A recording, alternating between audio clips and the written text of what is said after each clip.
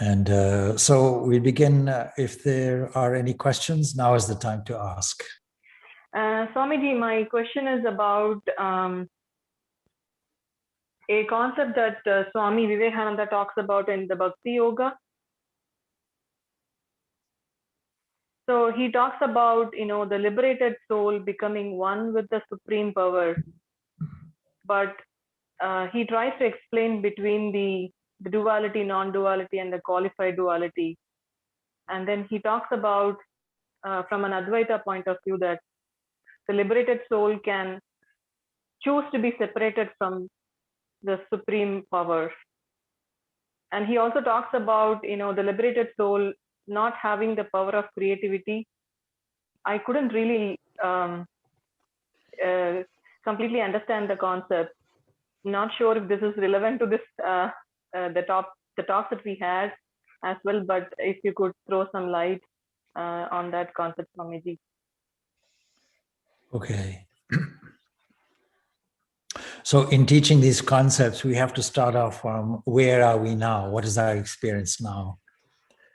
There are people who understand intellectually the concept of non-dualism, Advaita, but in reality, of course, the emotions have to catch up. The reality has to catch up.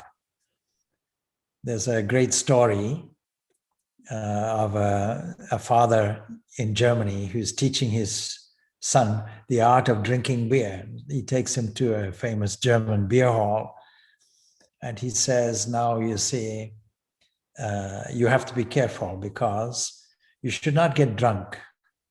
And the son asks, how will I know when I am drunk? He said, if you see the man across there, can you see two men sitting there in a corner drinking? He says, I see them. All right. When you see four of them, you know you're drunk. And the son says, but I only see one of them.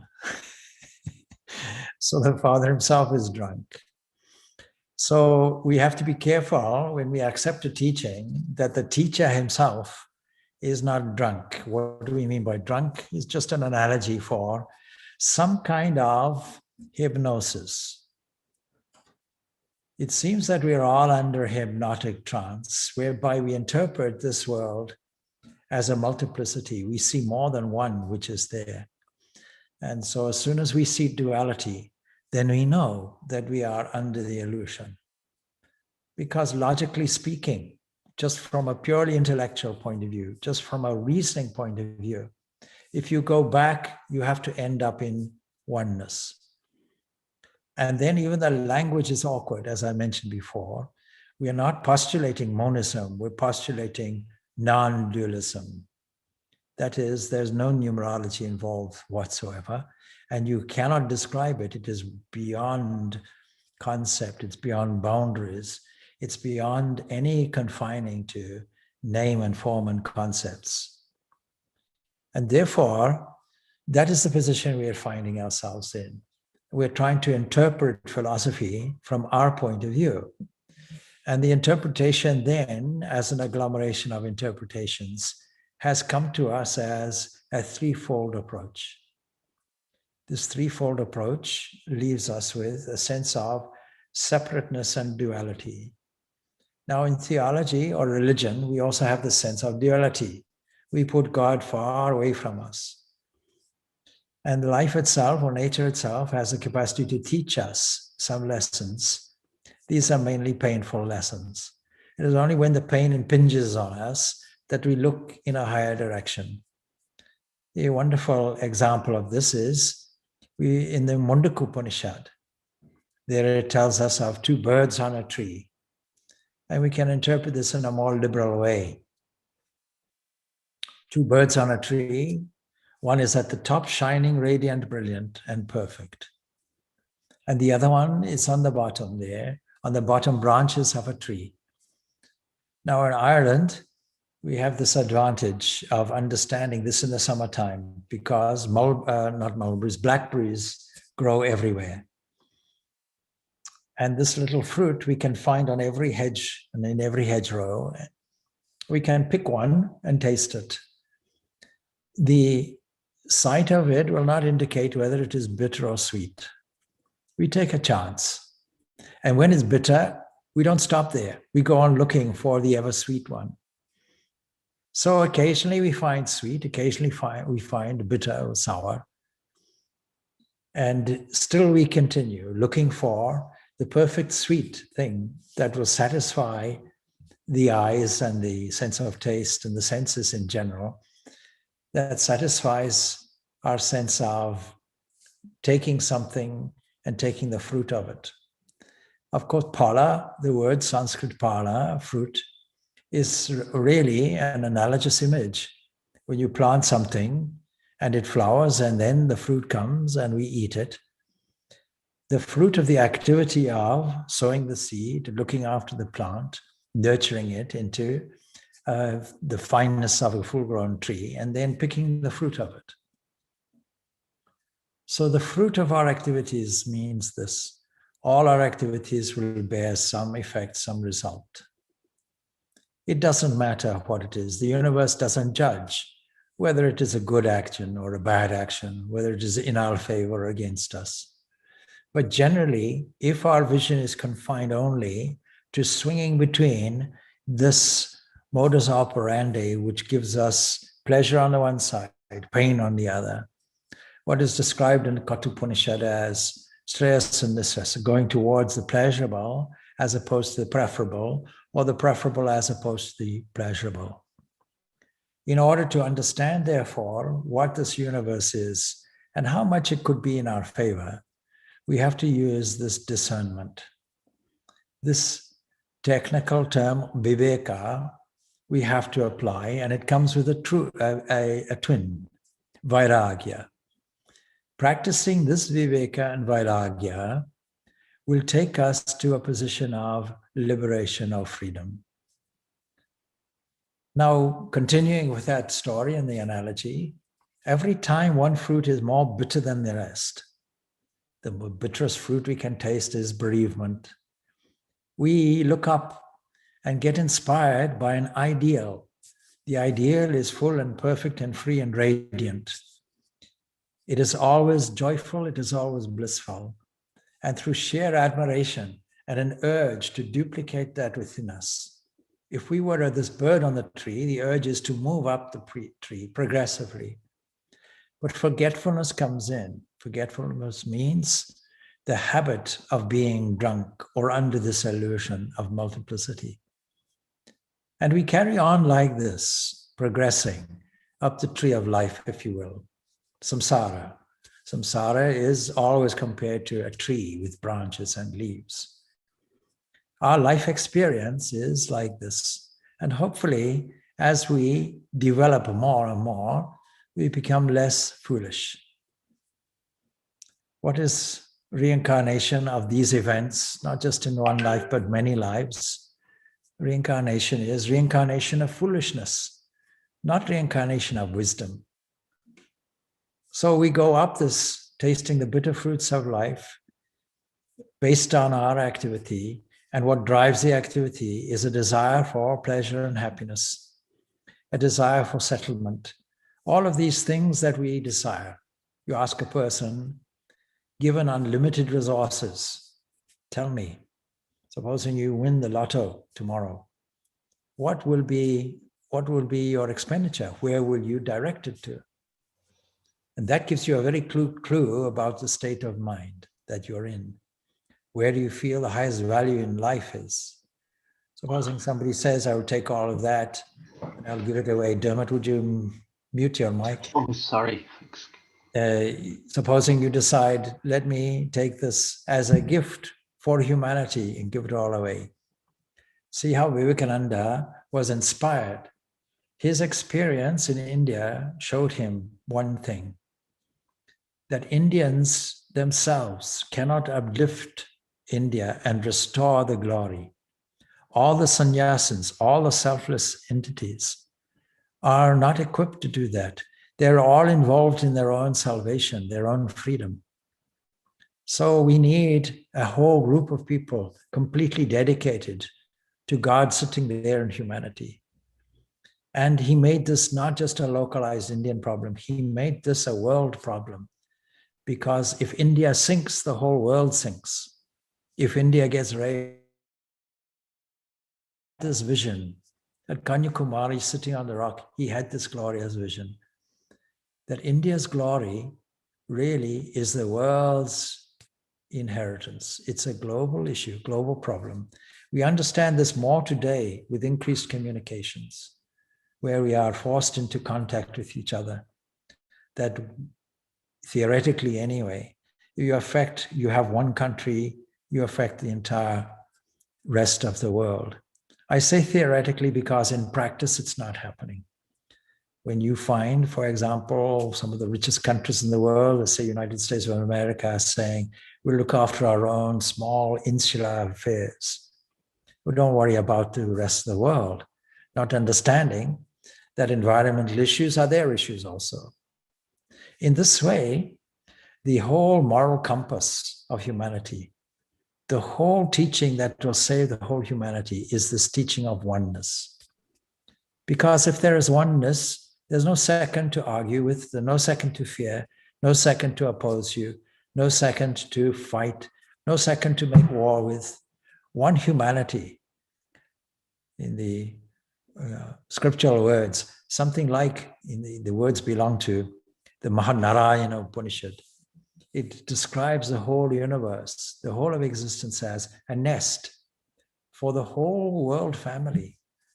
Imagine if we were to imagine that or think of that or accept that there's a world not for our individual nesting, but as a nesting place and resting place for the whole of humanity. That global vision expanded love, that salvation of the whole world, that gives a more free understanding. Now, in the story, going back to this bird migrating progressively up the tree, where it finds the pain, that is the bitterest fruit, a bird will also find, okay, the remedy is not in a counter sweetness. The remedy is an inspired looking upwards. The remedy is to create and understand this high ideal. Religion calls this high ideal God. But very often religion demotes this God. This God becomes a fearful or a fearing and punishing God, a rewarding and punishing entity. This God becomes associated with strict dogma and doctrine that restricts our freedom. It doesn't broaden us and puts us right into the arena of warfare. Swami Vivekananda was famous for saying, more blood has been shed in the name of God and religion than any other cause in the world. Of course, he was speaking before the World Wars I and II of the last generation or the last century. But isn't it true that religion can be narrow and selfish? And so Vivekananda's message to the world was, let us do away with this bigotry, this fanaticism, and let us focus on these fundamental issues. And what is the fundamental issue? It is the world looks multiple. The world looks separate. I look like an individual. And to some extent, it is necessary for us to operate. For India to discover its own individuality, it will uplift the whole world. But behind it all is a thrust toward this ideal of freedom. And ultimately, when the bird progresses more and more and more, opens up more and more, with every progression, as it were, realizing more freedom, more levels of freedom, more openness and more truth, and ultimately standing on the top, realizing, I was that radiant bird all along. I and the Father are one. This ultimate freedom is true non-dualism. But don't forget, this radiant bird that is discovered as one has the freedom to look away from the tree or look down on the tree at other birds migrating. And so there is on a rare occasion, the one that becomes free descends again, as it were, in order to uplift humanity. And Sri Ramakrishna, of course, gives a number of different examples. One great example is there's a wall in front and there's a great noise of joy and pleasure and partying going on. What is this great festival event that I can hear on the other side of the wall? Two friends approaching. First friend wants to take a ladder and discover it. Peeps over the wall and sees what joy and festivity is going on and becomes extremely attracted to, forgets about his friend and goes over on the other side and partakes in this blissful festival. But the other person seeing that also goes, and having gone to the edge of the wall, sees over the top and sees this wonderful festivity and this bliss, and goes down again to tell his friends, come, come. There's a great festival, a great carnival on the other side of this wall. Please let us all partake.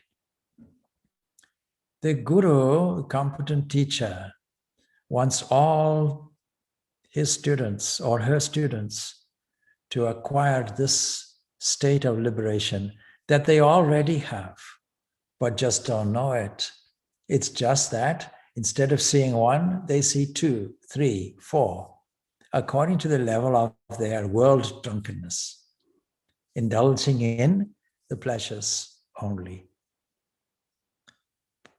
responding to a pull from the outside world. And this response, every organic creature has, but only man has the capacity for this revealing their own freedom. What is freedom? There is some women's movement, freedom movement that occurred in the 1960s, maybe 1970s. And those women that were behind the women's liberation movements, they speak in Vedantic language of this oneness. And without studying Vedanta or knowing anything about it, the urge for freedom and the language used is exactly the same as the Vedantic language. Supposing I have a musical instrument to play, supposing I don't know how to play it, the first thing might be, I don't have faith in my ability. I doubt, can I play this? And many excuses come up. Can I play this at my age? Now, equivalent in spiritual life. Can I now change my life and all of a sudden be spiritual? You see the English phrase, you cannot teach an old dog new tricks. So with my habit like it is, how easy it is to change. That is why the earliest you can catch on to it, you have to attend to the youth. You have to teach them well, and in this modern era, in the language of science, that there is this great, great underlying essence of who you are, and you are already full. You are already free. You don't have to acquire anything. You don't have to be successful in it.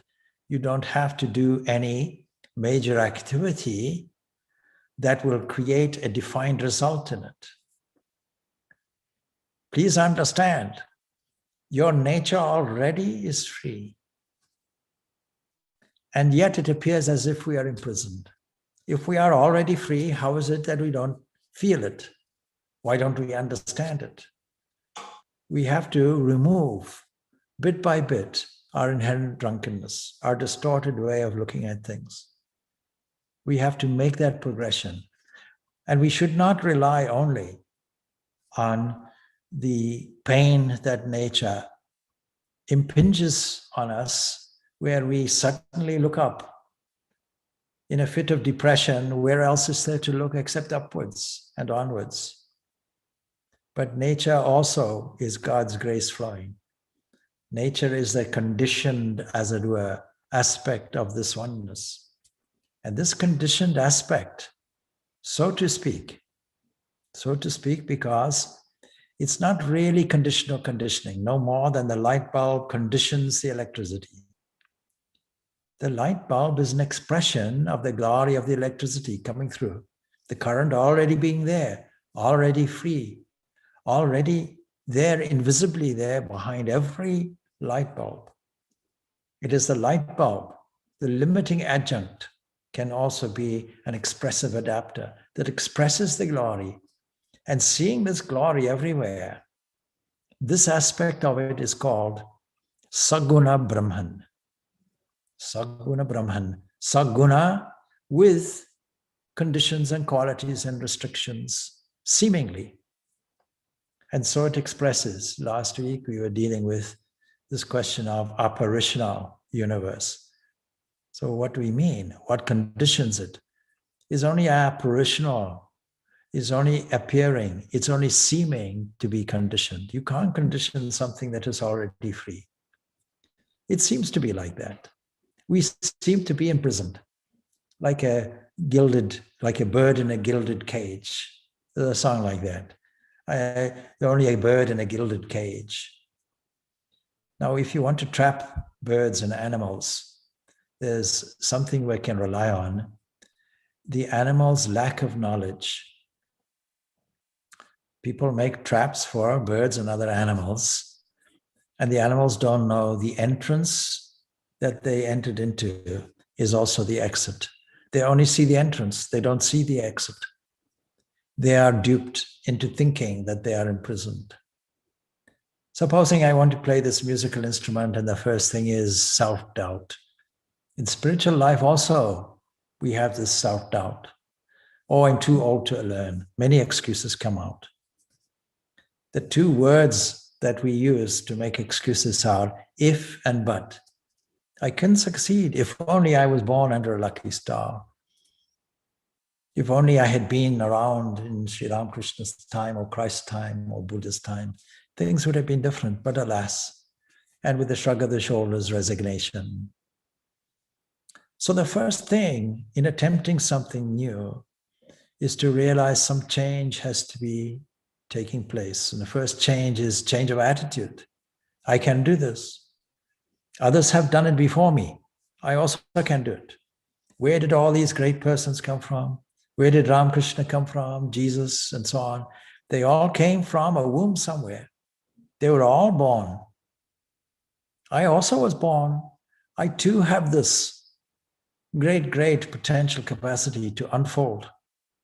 And in this unfolding process, I discover increasingly and incrementally my own freedom.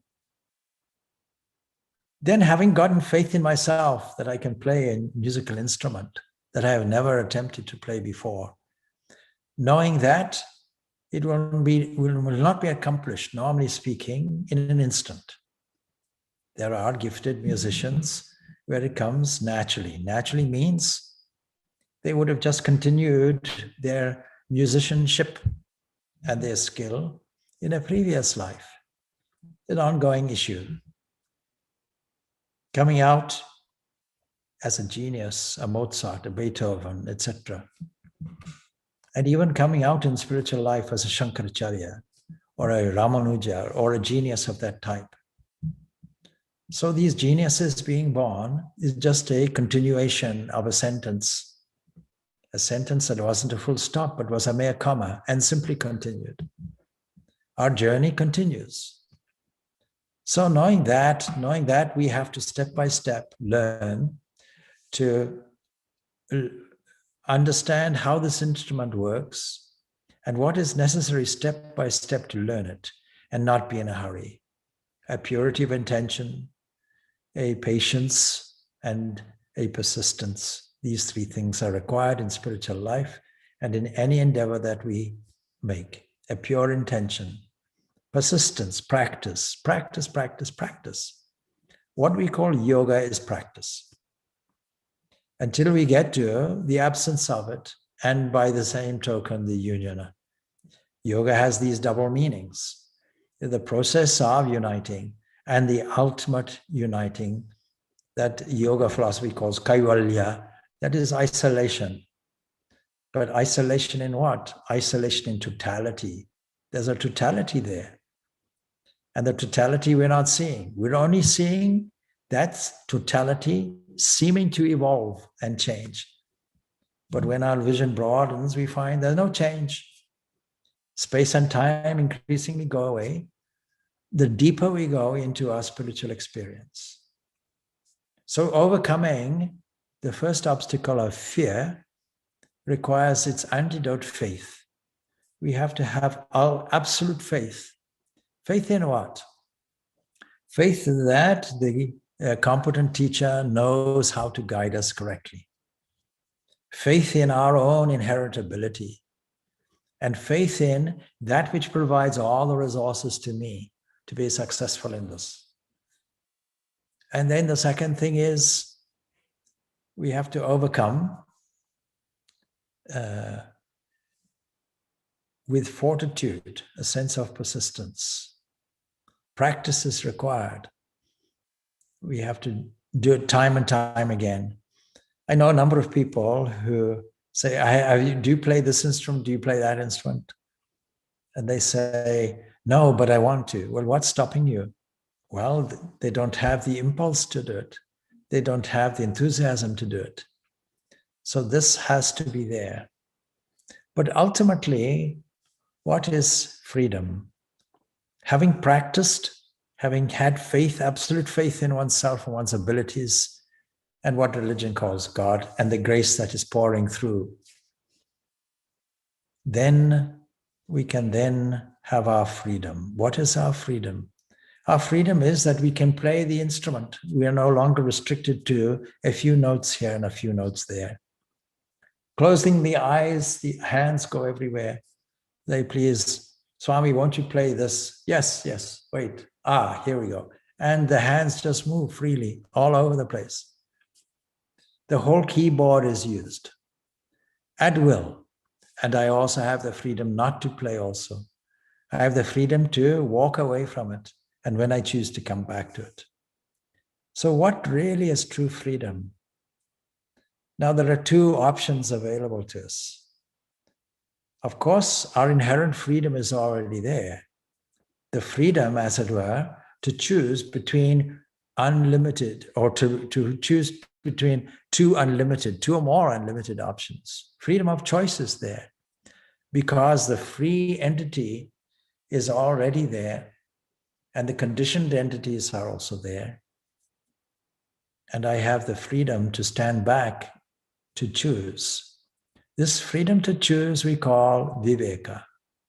And when I choose in the right way, in the preferable way, automatically what takes place is vairagya, detachment.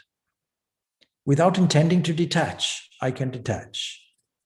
And even when I stand in a witnessing and commanding position, a reviewing position, I am also in a position of detachment. Experience will tell us that when we stand in a poised condition of detachment, immediate calm and peace and joy is present because it is a position of oneness, not a position of diversity. So freedom to decide, freedom to exercise our inherent capacity and instrumentality of the buddhi, the discerning faculty. And when that is purified through practice, I can become a Buddha, one of enlightened intellect, where all the knowledge is revealed to me. The whole thing is revealed to me. Another way of saying, if I were a bird flitting about between the bitter and sweet fruits of life, I have discovered that I am that radiant one. And from that standpoint, from that vantage point, I can then decide to go and engage and lift other birds up. Come on, let's go. Let us discover what is over the wall. Let us discover beyond the area of restrictions. Let us take away these limiting adjuncts and go to the source. Let's not abandon the limiting adjuncts. Let us now consider themselves to be manifesting adapters. And so what is the beauty of the teachings of the 19th century mystic Sri Ramakrishna was that he was able to see on the one side the nitya, the eternal, and on the other side to see the lila, the play of waves. There is a wonderful book that I referred to in a conference yesterday. It is the Srimad Bhagavatam. Many passages in there tell us the practical advantage of bhakti, that is unconditioned love of God. Today, many of you will be aware of Valentine's Day, Saint Valentine's Day. Saint Valentine, I think in Italy somewhere, and Valentine goes back to maybe the 4th or 5th century. It was well known. So he is something like a martyr. So actually, probably going back to the 3rd or the 4th century, early part of the 4th century. In any event, his reputation has persisted. And under the tyranny of Rome and the tyranny of outlawing Christianity, Valentine decided that he would carry on and support marriages and support couples who had as their central family ethos the Christian morality and ethos values. So for that he was persecuted, imprisoned, tortured, but it's reputed that his judge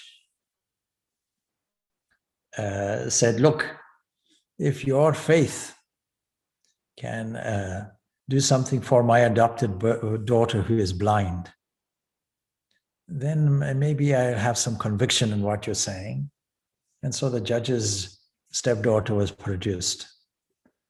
And Valentine, or Valentina, which means, of course, power and strength, he lays his hands on the eyes of the child, and the child sees, and the judge dismisses the case. So this is one of the many stories that have come out about Saint Valentine. His skull is preserved in Italy, but we have fragments. And this is in a place in Dublin, a certain church in Dublin holds the relics. So Dublin has many tourists from star-struck lovers who come and see if they can get some grace. That means if they can align their human experience of love with a divine love, which is there, expressed through the saint.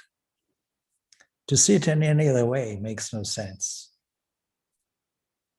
So this Bhakti Yoga is a way of clarifying our mind, but it doesn't relegate philosophy to the outskirts. In order to understand the efficacy of pure love, we have to also understand the Vedanta philosophy behind it. And what is this world? How is it that we are seeing things in a drunken way? How is it that we are seeing, instead of one person, we are seeing multiple, in the example I gave earlier? Now, this Bhagavatam has a philosophical portion that is sometimes called Uddhava Gita, and it represents the 11th chapter of the Srimad Bhagavatam. And this has been published separately as Last Message of Krishna. They're published long back and translated by the former president of the Ramakrishna Math Mission, Swami Purnananda, who was previously General Secretary also. And so he would have been the 9th president of the Ramakrishna Math Mission and Order.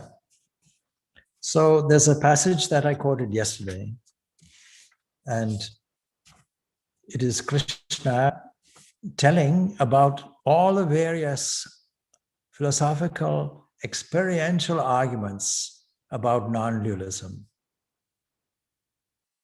Because our dualistic understanding of our consciousness says our reality is only in one state. What do you call a waking state?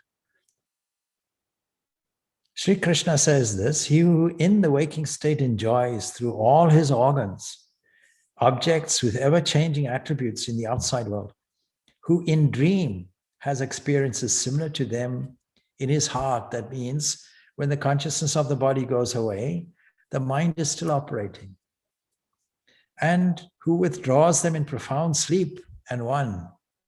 That is, the Empress of the universe or the Emperor of the universe just stands there in all its glory, and who withdraw them in profound sleep after one and the same Atman, only oneness, the witness of the three states, waking, dream, dreamless sleep, and the ruler of all the organs. This is proved from the persistence of memory in all these states. Some entity seeing three states coming and going must be static as a witness that neither came nor went, that didn't come with the first experience and didn't leave with the last. And standing there experiencing the transition of these states of consciousness and able to recall what happened in each one. The Swami did this yesterday in waking time. But in a dream, the Swami was a king with a queen in a palace and lived for 1,000 years. And then everything just got dissolved into a sense of oneness. And I love this oneness as peace. And what we call deep sleep is simply God standing there, not doing anything. And then evolving into consciousness, manifesting as all kinds of different subtle scenes derived from our memory. This is what we call dream. This cosmic mind dancing and playing. And therefore the ruler of the state is Hiranyagarbha, this golden seed, this womb from which everything comes, this area of total creativity in our small universe that we summarize as I. And then manifesting more into the most ignorant state of all, the waking state that we interpret in our drunken state as multiplicity and duality. So he goes on, one, etc., the commentator says, they are not separate. Since a person remembers his experience of the waking and dream states, as also his ignorance of everything in a deep sleep. And the one unchanging witness of these is Atman. Atman, standing alone, is a state of freedom. It already was free. It never had to attain freedom. It was standing there, free. Discovering our own freedom, whether it be freedom expressed in freedom of women's rights or freedom of expression. Our urge is there inherently for freedom. And every atom wants to move toward it. Why else would it move at all? But then a very significant thing he says. He says, thus reflecting that the three states of the mind is always in three states operating. And this is due to these manifesting adapters that are also restricting. We call these ropes. When they're manifesting, we call them qualities. And when they were restricting, we call them binding ropes. They are created in me, says Krishna, representing the Godhead, by my Maya, my play. It's not a cruel joke, as I pointed out yesterday on you and me. It's not a deliberate magic illusion for us to baffle over and create pain for ourselves. Not at all. I am playing this drama, this play, this paradox on myself. No other entity is there. I am that witness of all the states. No other entity is there.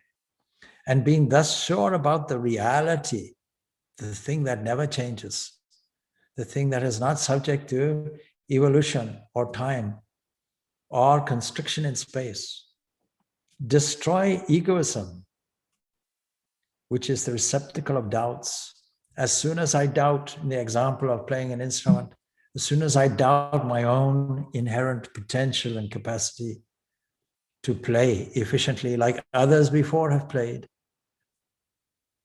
instead of doing that, being the receptacle of doubts, where is the reference point? I don't think I can do this. I have doubts. What will people think of me? And so behind you here, of course, those who have been on the Enneagram will recognize this diagram as a kind of map or a kind of inherent internal plan of these particular doubts and fears and temptations, otherwise called aham, I. This egoistic restriction. Don't get me wrong, ego is a wonderful gateway for manifesting. Ego is a product of psychosocial evolution that drives us to power, that makes us capable of making independent decisions, developing a personality, developing a strategy, and enabling us to command nature, internal and external, says Swami Vivekananda.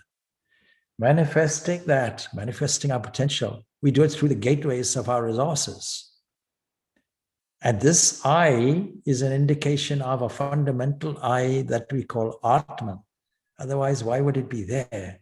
This reference gathering point, can it not be not just a limiting adjunct, but a manifesting adapter, an open channel for God's grace, expressing the freedom that I have in this life? Supposing I'm free in this life, Jivan Mukta, like the person who went back to show the others. But mark you see, in the example of the person going toward the wall and looking over the top. He never went over the top. He'd come along, you go, you go, you go, me last, me last. But having the glimpse now, having the knowledge of that freedom, goes back for others. And finally, removing the last obstacle, goes into a state of freedom. And Ramakrishna gives that example of the salt doll. A doll made from salt goes to explore the ocean, and in exploring the ocean, dissolves completely into it and doesn't return.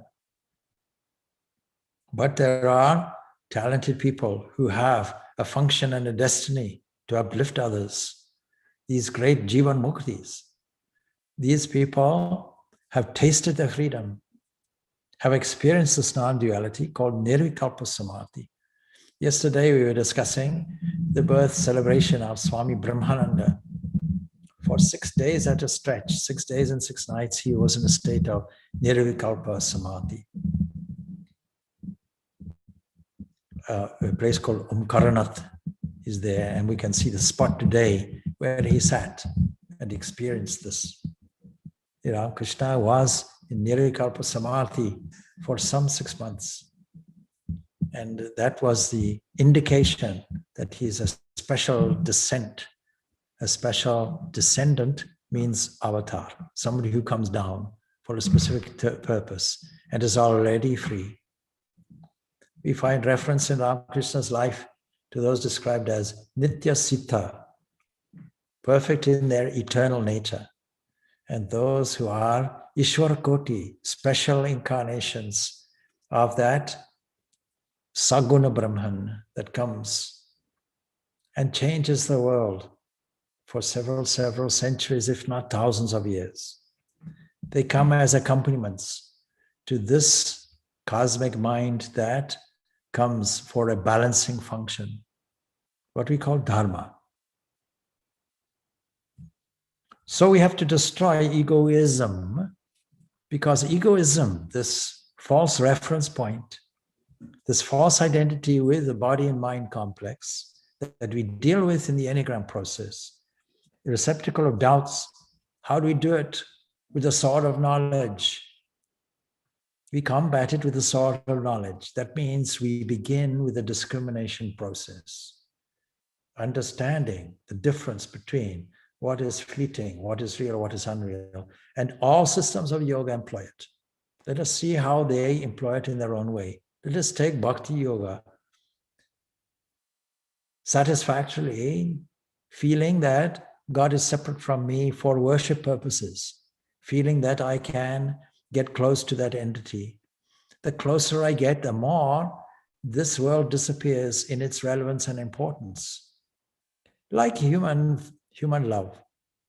Supposing a young teenager falls in love with one person and then discovers another one and like the other one better, then the attachment to the first one falls away by itself.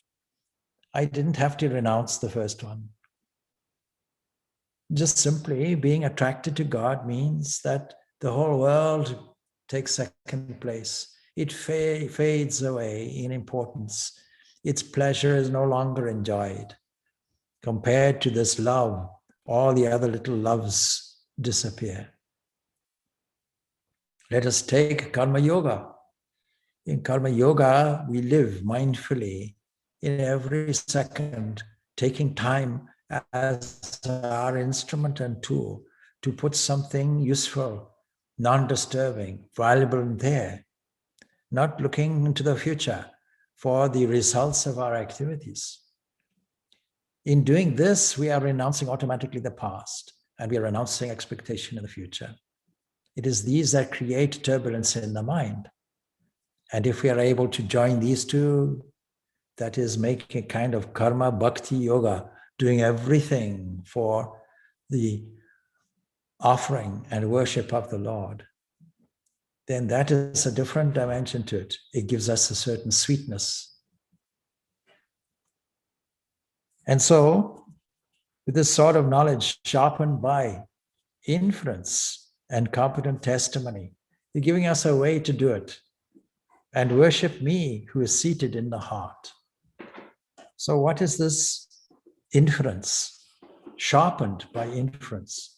We have the discerning faculty, the discriminating faculty, which is the sword of knowledge. How do we sharpen it? Well, what is inference? If I look over a hill and I see the smoke, then I infer unseen fire is there. We have to use the capacity of logical inference. And we can use this, when I come back to my original comments, to understand there can only be oneness. There cannot be duality. The duality infers that there is a oneness.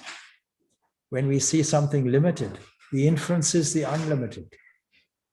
When Patanjali, in his Yoga Sutras, defines God as the ancient teacher, it means that everything we know has the inference of something unknown beyond it. We'll never get to the end of it until we come to one reference point, which says, I'm the author of all knowledge. I'm the most ancient teacher. All knowledge rests in me. And this is an evidence for a kind of God, the kind of God that the yogis have, that kind of Ishvara, an ancient teacher. And so, competent testimony is necessary. What is competent testimony? Swami Vivekananda points out that every existent religion that is a mainstream religion has a book. This book is scripture.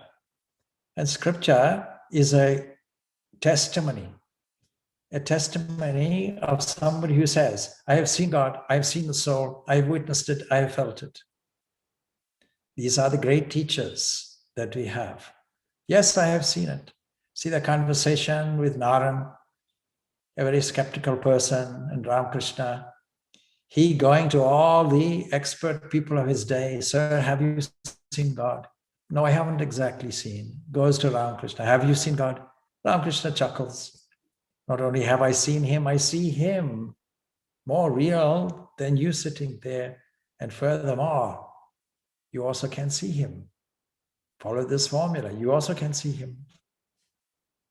And then finally, worship me who is seated in the heart. That's the final thing. Get the direct experience for yourself. In this case, worship me who is in the heart. Take that oneness that is in the heart, previously described as Atman. Give some creative form to it.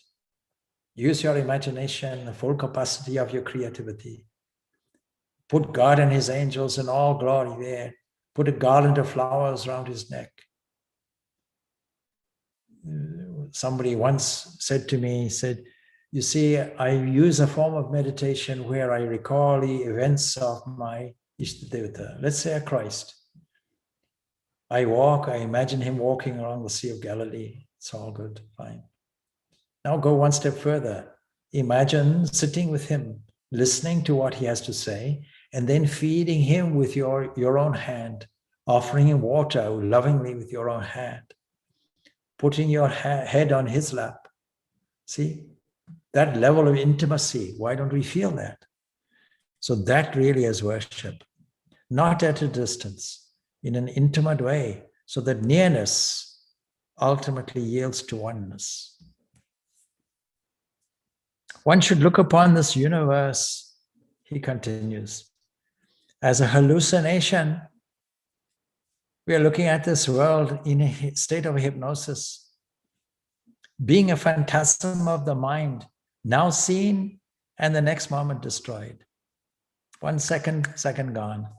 Like a film reel, a film looking like a continuum, looked at closely, individual pictures run in a continuum.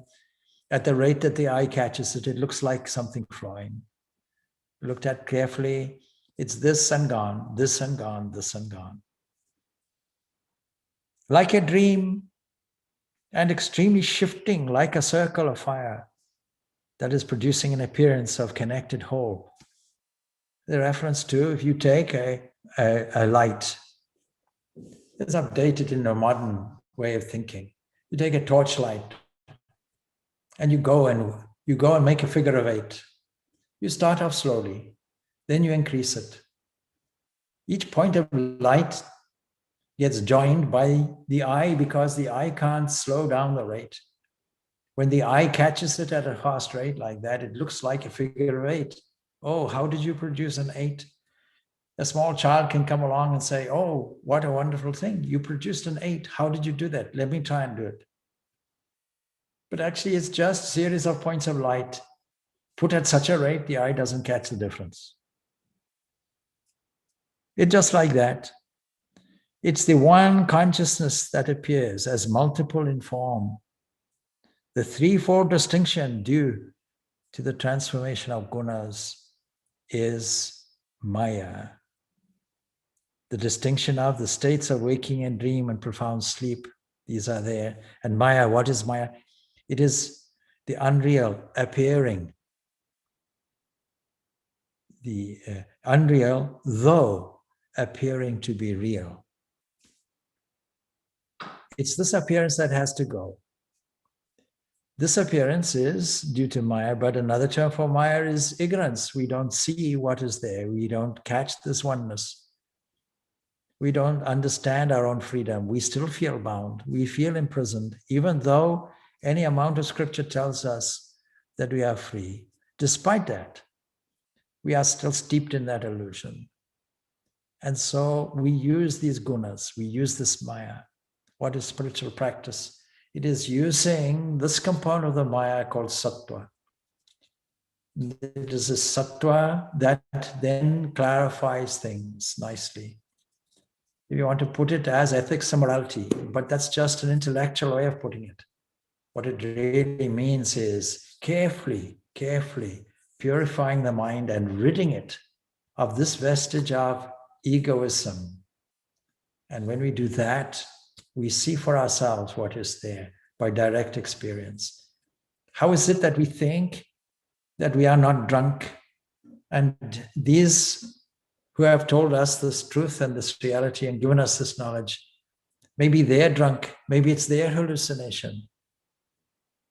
And so we have to examine the lives of these entities, and we'll soon realize through these processes, through this competent testimony that they have, I've directly seen, through this inference, through using a capacity to discriminate, our sharp intellect, and through this worship, through this direct, intense, intimate experience and feeling. Seeing God everywhere? No. Feeling God everywhere. This was the Vedantic basis for Swami Vivekananda, uplifting the poor, worshipping God in the poor, the afflicted, the uneducated. That was behind his whole practical Vedanta philosophy. Well, it is approaching 12 o'clock now, so I hope that's clarified a few things. And if not, then think about what we have been saying and reflect on this. But more importantly, practice your spirituality. That is a system of connecting more intimately with this entity that we call a personal God is the way for most people. The Krishna expounding this philosophy should be the object of our adoration in all the different forms that are dear to us, particularly taking that one that we find in the best affinity toward. It's called Ishtadevata.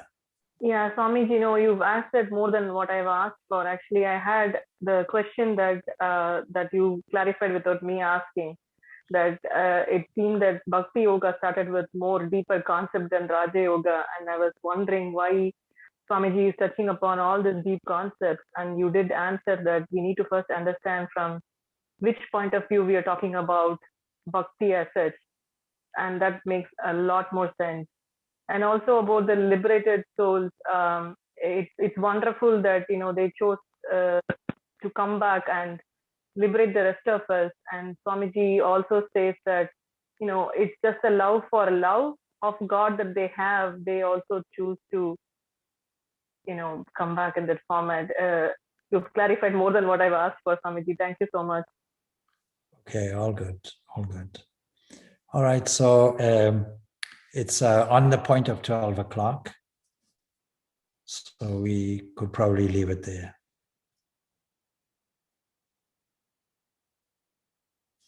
So enjoy the rest of your Sunday and your weekend. Om Shanti, Shanti, Shanti. Peace, peace, peace be unto all.